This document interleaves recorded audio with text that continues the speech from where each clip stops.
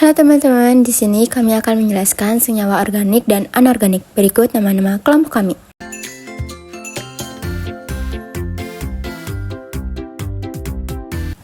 Di sini saya akan menjelaskan terlebih dahulu tentang senyawa organik dan anorganik. Senyawa organik adalah senyawa yang mengandung unsur karbon, sedangkan senyawa anorganik adalah senyawa yang tidak mengandung unsur karbon. Senyawa organik bersifat tidak mudah larut dalam air, tetapi akan larut jika dicampur dengan pelarut organik. Senyawa organik juga cenderung mudah terbakar, sedangkan senyawa anorganik tidak mudah terbakar dan memiliki titik didih atau titik leleh yang relatif tinggi. Karakteristik senyawa organik dan senyawa non-organik yang kita ketahui sebelumnya ialah senyawa organik ini memiliki definisi, maka saya akan menyebutkan secara garis besarnya saja.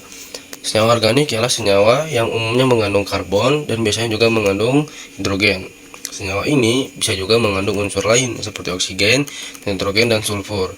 Sifat-sifatnya ialah ikatannya kovalen, variasi struktur, polaritas, reaktivitas, dan yang terakhir ialah titik didih dan titik lelehnya. Karakteristik senyawa organik. Nah, dalam karakteristik senyawa organik ini terbagi tiga, yaitu rantai karbon, yang kedua gugus fungsi, dan kemampuan bereaksi. Nah, rantai karbon ialah struktur dasar yang terdiri dari atom-atom karbon yang saling terhubung satu sama lain. Rantai ini dapat bersifat linear, rantai lurus, bercabang, atau siklik, atau melingkar. Lalu gugus fungsi. Nah, gugus fungsi ini memiliki definisi ialah kelompok atom dalam satu senyawa organik yang menentukan sifat kimia dan reaktivitas senyawa tersebut. Lalu yang ketiga ialah kemampuan bereaksi. Nah, ini karakteristik paling terakhir pada senyawa organik. Nah, definisi kemampuan bereaksi itu apa?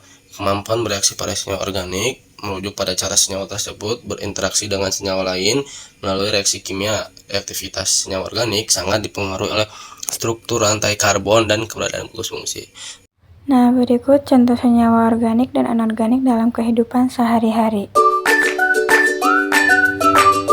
Berikut contoh senyawa organik adalah asam askorbat atau vitamin C, glukosa, propana dan butana atau gas LPG, asam plamitat, gula atau C12H22O11, hidrokarbon alifatik seperti bensin dan parafin. Dan selanjutnya ada contoh senyawa anorganik, ada air atau H2O, garam atau NaCl, karbon dioksida atau CO2, kalium, asam lambung atau HCl, natrium hidroksida atau NaOH. Berikut adalah contoh senyawa organik dalam kehidupan sehari-hari. Yang pertama, ada asam askorbat atau vitamin C. Meningkatkan imunitas tubuh, membantu produksi kolagen, meningkatkan penyerapan zat besi. Kemudian yang kedua ada glukosa. Sumber energi bagi tubuh, mendukung fungsi otak, mengatur kadar gula darah, membantu proses pemulihan tubuh. Yang ketiga ada propana dan butana atau gas LPG. Propana, bahan bakar LPG, bahan bakar pemanas, penggunaan industri, bahan bakar kendaraan. Butana, campuran dalam LPG, bahan bakar untuk korek api, pelarut dalam pendorong aerosol. Berikut ini ada asam plamitat. Asam plamitat adalah bahan dasar produk makanan atau bahkan untuk perawatan kulit industri farmasi dan bahan baku pembuatan lilin. Next ada gula, pengawetan alami dan memberikan rasa manis pada minuman dan makanan, membantu fermentasi dan meningkatkan tekstur, stabilitas makanan. Berikutnya ada hidrokarbon alifatik seperti bensin dan parafin. Dan yang pertama ada bensin. Bensin biasanya yang seperti kita tahu biasa digunakan untuk kendaraan kita sehari-hari, penggunaan di industri, pelarut dalam laboratorium. Dan yang kedua ada parafin. Parafin juga biasa digunakan untuk bahan bakar lampu minyak dan kompor, pelapis makanan, pelumas, dan anti karat.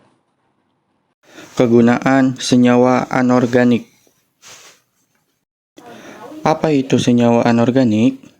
Senyawa anorganik adalah senyawa yang dihasilkan dari sumber daya alam mineral dan bukan dari makhluk hidup. Contohnya air H2O, garam NaCl, karbon dioksida CO2, kalsium karbonat CaCO3, NaOH natrium hidroksida, dan silikon dioksida SiO2. Senyawa ini sangat penting untuk manusia, seperti air, di mana manusia sangat membutuhkan air karena sebanyak 70% dari berat tubuh orang dewasa adalah air. Senyawa ini sering kita temui dalam kehidupan sehari-hari, seperti contohnya yang pertama garam sebagai penyedap rasa makanan, yang kedua natrium hidroksida, bahan baku dari sabun dan deterjen, yang ketiga kalium.